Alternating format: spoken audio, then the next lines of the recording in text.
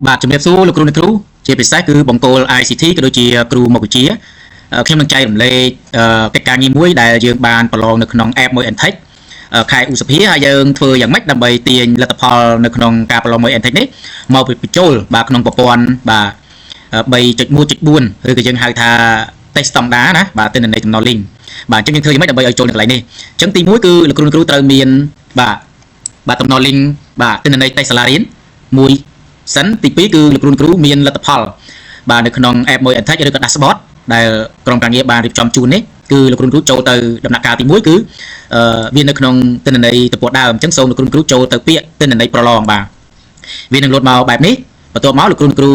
ូសូមទៅរកមើលពាក្យមើលលទ្ធផលលម្អិតបាទនេះដែលខ្ញុំកំពុងដែលកវីសញ្ញាព្រួយម៉ៅនេះសូមចុចវាបែបនេះ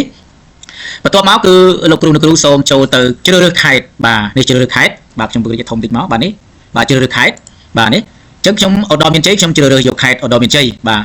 ញ្ចឹងឧត្តរមានជ័យគឺនៅក្រោយគេបាទបន្ទាប់មកខ្ញុំជ្រើសរើសយកក្រុងស្រុកបាទស្ថិតនៅក្នុងក្រុងសំរោងខ្ញុំជ្រើសរើសយកសាលាបាទសាលារបស់ខ្ញុំ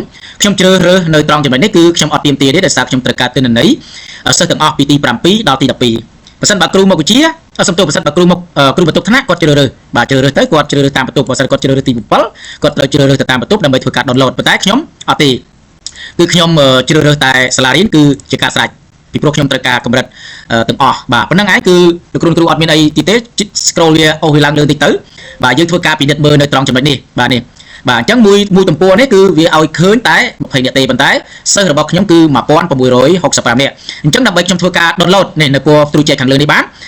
សិស្សសរុបហ្នឹងគឺខ្ញុំច្រោះកន្លែងលេខ20នេះបាទទៅជួបពាក្យទាំងអស់អញ្ចឹងបានវាលោតចំនួនសិស្ស1665នាក់បាទបន្ទាប់មកគឺលោកគ្រូសូមធ្វើការពិនិត្យមើលខាងក្រោមបាទនេះគឺជាលទ្ធផលបាទលទ្ធផលរបស់សិស្សអញ្ចឹងយើងធ្វើការ download របស់យើងគឺមានពីរកញ្ចប់ទី1គឺជាបន្ទុកបាទនេះបន្ទុកយើងឃើញបន្ទុកគាត់បាទមួយទៀតយើងចុចកន្លែងភ្នែកកន្លែងនេះទេពេលដែលយើងច្រោះវាមកវានឹងឃើញនេះទេបាទនេះទេអញ្ចឹងយើង download យើងចង់បានតែបន្ទុកទេលោកគ្រូចុចតែបន្ទុកបាទនេះគឺយើងឃើញបន្ទុកសិស្សទាំង1665នាក់ឬក៏សាលាលោកគ្រូមានប្រមាណវានឹងឃើញជាក់ស្ដែងប៉ុណ្ណឹងហើយដើម្បីកុំឲ្យវាមានបញ្ហាលោកគ្រូសូមចុចកន្លែងលទ្ធផលចុងក្រោយបានន័យថាឲ្យវាធ្វើការ update ទីទិន្នន័យសិស្សដែលគាត់ទៅតែនឹងប្រឡងថ្មីឲ្យគាត់មាននៅក្នុងប្រព័ន្ធរបស់ app មួយ Entech ហ្នឹងឬក៏ dashboard ហ្នឹងបន្ទាប់មកគឺលោកគ្រូមើលស្ថានភាពប្រឡងតើលោកគ្រូចង់បានសិស្សដែលប្រឡងគិតពីមួយមុខវិជ្ជាឡើងទៅឬក៏លោកគ្រូចង់បានតែសិស្សមិនបានប្រឡងបើសិស្សមិនបានប្រឡងគឺបានន័យថា0គ្រប់មុខវិជ្ជាក៏ប៉ុន្តែខ្ញុំលើកទឹកចិត្តឲ្យលោកគ្រូយកពាក្យស្ថានភាពសិស្សប្រឡងនេះទៅបាទស្ថានភាពប្រឡងបានន័យថាទូទៅទាំងសិស្សបានប្រឡងទាំងសិស្សមិនបានប្រឡងគឺចំនួន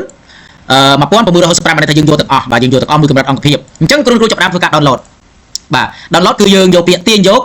CIV បាទសូមកុំយក file PDF សូមកុំយកបោះពុំប្រតិបត្តិបន្ទុកបានន័យថាយើងចង់បានជាទម្រង់ទិន្នន័យដែលយើងអាចប្រែប្រួលបានគឺយើងយកទម្រង់ Excel ហ្នឹងយើងចុចវាមកគឺវានឹង load សញ្ញាកន្លែងនេះធ្វើការ download យើងចុចបើកវាមកបាទលោកគ្រូពេលដែលយើង download បានទិន្នន័យនេះហើយបាទជាទម្រង់ Excel ណាបាទលោកគ្រូតុកវាសិនទៅតុកវាមួយឡែកយើងទៅក្នុងប្រព័ន្ធបាទយើងទៅក្នុងប្រព័ន្ធដែលខ្ញុំបង្ហាញជូននេះបាទនេះប្រព័ន្ធនេះលោកគ្រូប្រកាសជំនាញហើយលោកគ្រូ scroll ទៅរកខែដែលយើងត្រូវបញ្ចូលលទ្ធផលគឺខែឧសភាបាទយើងមើលជើងស៊ីតខែឧសភានេះមកបាទនេះបាទទម្រង់ខែឧសភាបាទនេះទម្រង់ខែឧសភានេះអញ្ចឹងលោកគ្រូបាទខ្ចីជើងស៊ីតនៅខាងក្បែរឧសភានេះយកមកប្រើសិននេះសញ្ញាលេខបូកពេលដែលចប់លោកគ្រូចាំលុបវិញចាំខ្ញុំបង្ហាញពីរបៀបនៃការលុបបាទលោកគ្រូចុចសញ្ញាលេខបូកមកមានថា add sheet បាទនេះ add sheet បាទ add sheet នេះគឺលោកគ្រូចាប់ដើមទៅតារាង Excel ដែលយើងទាញទិន្នន័យបានណាលោកគ្រូធ្វើការ select វាមកនេះ select យកមក select មកអូសទៅដល់សិស្សចុងក្រោយបាទខ្ញុំ shortcut ទៅដល់សិស្សចុងក្រោយហើយលោកគ្រូយកពាក្យ copy បាទ copy រួចហើយលោកគ្រូទៅទម្រង់បាទកន្លែងយើងបង្កើត sheet ហ្នឹងលោកគ្រូមកផាសបាទប៉ះលើជួ A ឬក៏ជួ A មកយកពាក្យតែ pass special យកពាក្យ value only បាទប៉ុណ្ណឹងមកវានឹងលោតទិន្នន័យឲ្យយើងហើយដែលយើងធ្វើការ download ពី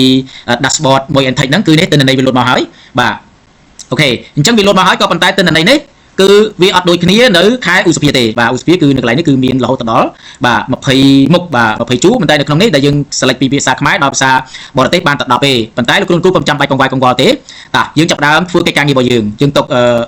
មុខវិជ្ជាទាំង10ដែលយើងទទួលបានពីមួយ Entech នៅមួយកន្លែងសិនយើងប្រើរូបមន្តនៅខែឧសភា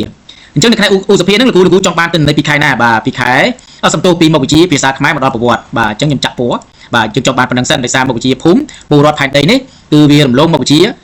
IT បាទមុខវិជ្ជាព័ត៌មានវិទ្យានៅកន្លែងនេះមួយបាទនេះកន្លែងនេះអញ្ចឹងលោកគ្រូប្រើចេញពីមុខវិជ្ជាភាសាខ្មែរបាទអញ្ចឹងលោកគ្រូប្រើពាក្យស្ម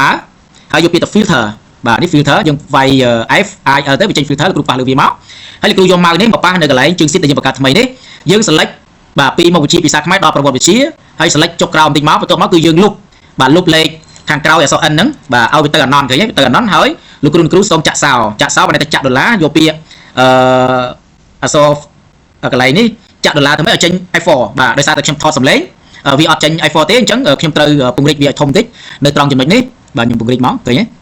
នេះនៅត្រង់ចំណុចនេះគឺយើងត្រូវចាក់ដុល្លារបាទយើងចាក់ដុល្លារឃើញទេបាទយើងចាក់ដុល្លារវាយើងចាក់ដុល្លារណាបាទបន្ទាប់មកគឺយើងប្រើសញ្ញាក្ប៊ីហ្នឹងគឺយើងចាប់ដើមទៅផ្ទៀងផ្ទាត់គ្នាជាមួយនឹងអត្តលេខបាទអត្តលេខនៅក្នុងជួរ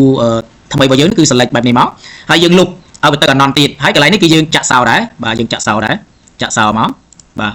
បាទយើងចាក់សោដែរបាទបន្ទាប់មកគឺយើងដាក់សញ្ញាស្មើដើម្បីឲ្យយើងរកអត្តលេខជាមួយនឹងខែឧសភានេះឲ្យវាដូចគ្នាបាទនេះជាសិស្សទី1ប៉ុណ្្នឹងឯងគឺ